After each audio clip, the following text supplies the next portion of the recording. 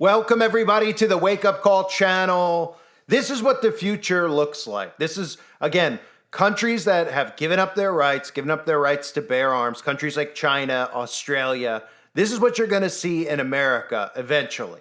And they're using psychological operations to convince people that this is in their best interest. So they talk about things about suicide. They talk about things about people's feelings.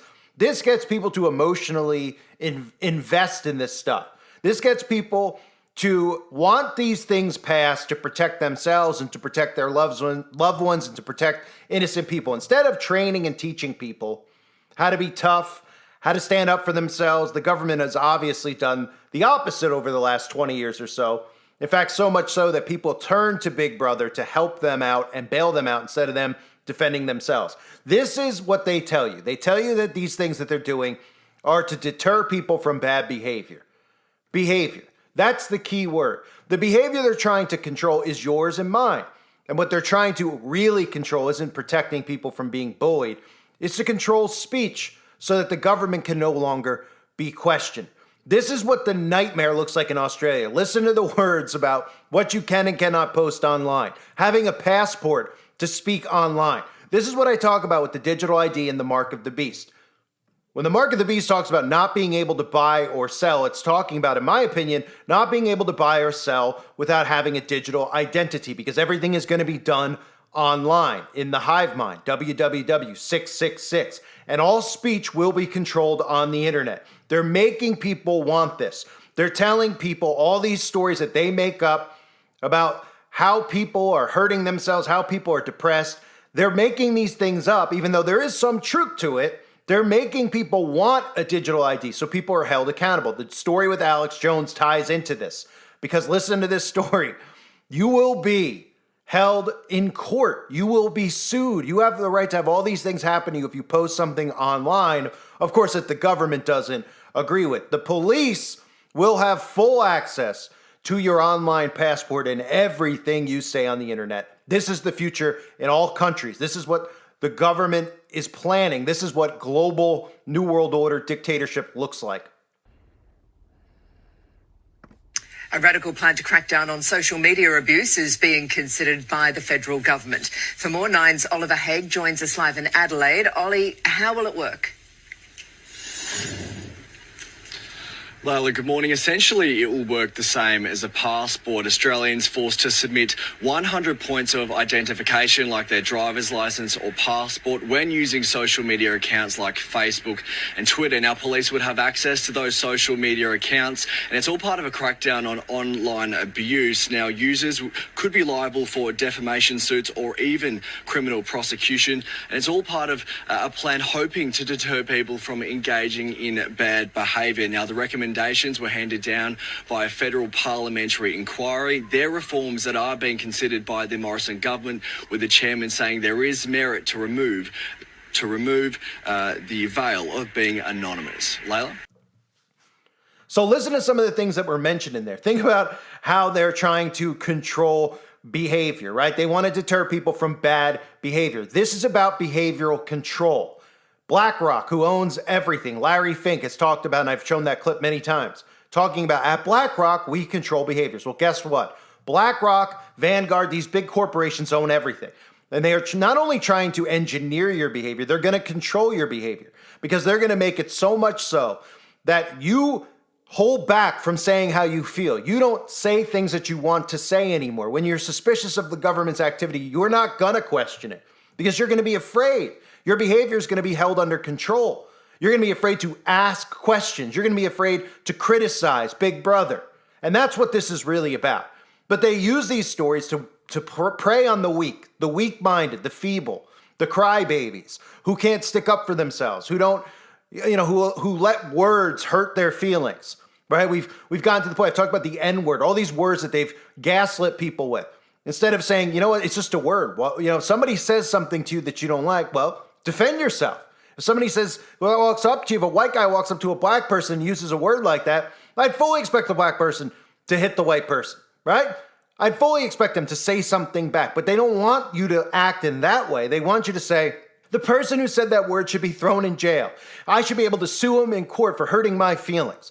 And everybody's falling for this stuff hook, line, and sinker based on gender, based on color, based on sexual preference. This is done by design. Now, this next clip I'm going to play for you is from Michael Miller, okay, of News Corp Australia, the executive chairman. Listen to what he says about tech giants, how they must abide by the law. This is all fabricated, okay? This is to control you. It's not to control big tech. They talk about, oh, well, big tech, as far as they're concerned, bad behavior is good for business. It's good for views. And everybody out there knows that this is bullcrap. Everybody with a brain.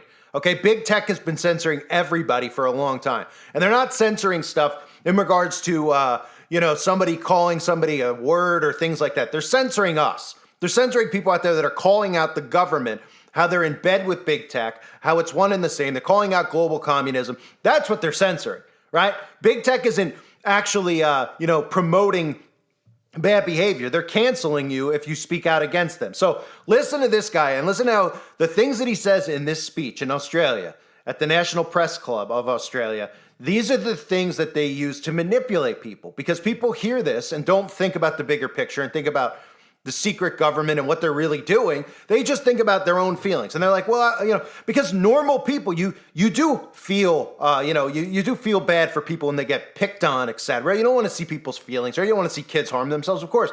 And these wicked people prey off of that. They create these fabrications, just like all the events that happen at schools. They don't expect you to question it. They just expect you to accept the story they tell you, because they know that you're going to be very emotionally tied to it, because nobody wants to hear a story like that ever happen. They don't expect you to question it. In fact, if you do question it, they want those same people who are emotionally attached to the story to come after you. Listen to the words used in this. And again, this is about them controlling you, monitoring you, and imprisoning you for speaking against tyrants like Michael Miller. In the words of Cybersecurity Minister Claire O'Neill, just about every problem that we have as a country is either being exacerbated by or caused by social media. And we're not seeing a skerrick of responsibility taken by these companies. And why is this happening? Because on social media, bad behaviour is good for business. The social media giants, they profit from evil videos. They profit from bullying. They profit from online con artists. They profit from glamorising eating disorders. In the words of a British father who, like Wayne, lost their child to suicide, they monetise misery. In Meta's case, according to a recent report in the UK's Sunday Times magazine, that profit is a staggering $136 million every single day. It's understandable that we focus on the content that is causing the harm, but the other truly damaging aspect of all this is the partnership between the content and the conduct of the businesses that distribute it. The content and the conduct are partners in crime. We know this is the case from Facebook whistleblower Frances Haugen. She says that Facebook knew its algorithms were damaging teenagers' mental health. It knew that posts instigated ethnic violence in countries like Ethiopia, and it failed to curb misinformation before the Capitol Hill riots on January 6. Around the world, people are demanding that the days of the digital Wild West have to stop. The algorithms and those that operate them in total secrecy are the biggest villains. It's time we made them accountable. Australia was one of the first countries to be disrupted by the online revolution, and media was one of the first industries. Australian companies like car sales and realestate.com were among the first in the world to break out from print channels and onto the internet. News companies pushed into the digital space. We took on the challenge. We innovated. With Meta's decision to walk away from its deals to pay Australian news companies for their content, our industry is in new territory once again. Media may be a business, but remember, journalism is vital to democracy. It ensures that citizens are informed, engaged, and capable of holding their leaders to account. Without a local news media, transparency, accountability, and public participation, the founding principles of democracy are significantly weakened. The ACCC has ruled that for media companies, Meta is an unavoidable trading partner.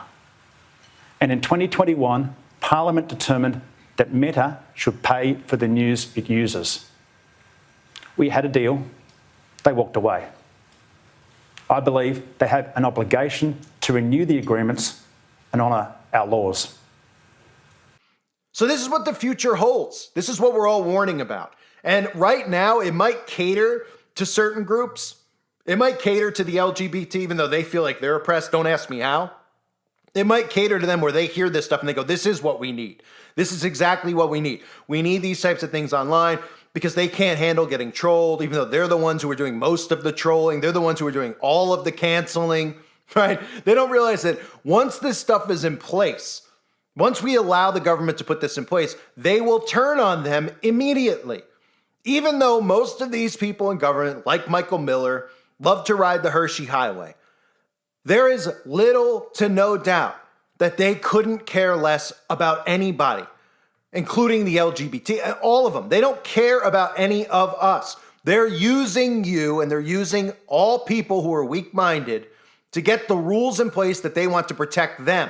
So then there's not only no voting these people out because your vote doesn't count, there's no speaking out against these people. In fact, there's no pointing out what these people are really doing. And that's really key, the word pointing out. Because what we're all trying to do is point out what's really happening. They don't want you to be able to point it out. In fact, that's hate speech. Those are the types of things that are dangerous, right? Because that's what this ends up filtering down to, right? So look at it from this perspective. You have this passport. So you can only post online with this passport, which means everything you say online, you're held accountable for. Now, some of you might say, well, that's fine. That should be the way it is. That should not be the way that it is, okay? If somebody trolls you online, you just ignore it. It's not a big deal. But people are getting convinced that it is a good thing, right? They don't realize that what it's really about is people like me who are anonymous are no longer going to be able to be anonymous. And then all of a sudden, these precedents that are put in place with Alex Jones end up going to people like me and you, where now we can't post and share articles or any of this stuff. Why? Well, people out there right now would say, it's not about you. It's about going after those young kids who are getting bullied because of their gender, etc. It's about me and you. That's what this is about. Because the next thing that comes out of this is they start talking about when people like me and you are questioning the government, it leads to insurrections. It leads to all these events that occur that are really false flags, right? And they'll start saying that that's terror speech. That's danger speech because they're questioning the government. And that's making people think all these bad things about the government. And then these people are acting on it. So then they'll want to be able to persecute all of us and prosecute all of us. And not just prosecute us to take money away that we don't have, to imprison us. That's what the digital ID is. That's what this passport is. That's what I warn about. People just hear the digital ID and all this type of stuff with online IDs and they think to themselves, well, what's the big deal? I have a license in my wallet. Oh, okay. And then when I have to do something online, sometimes I do have to put my license in. So what's the difference? They don't seem to understand that your every word in this hive mind that is the internet is going to be tracked and monitored. And they go, oh, it doesn't matter to me. Because right now, the common person isn't affected like me and you are. They're not being censored. The common person who's a Democrat is definitely not being censored. In fact, they're being promoted.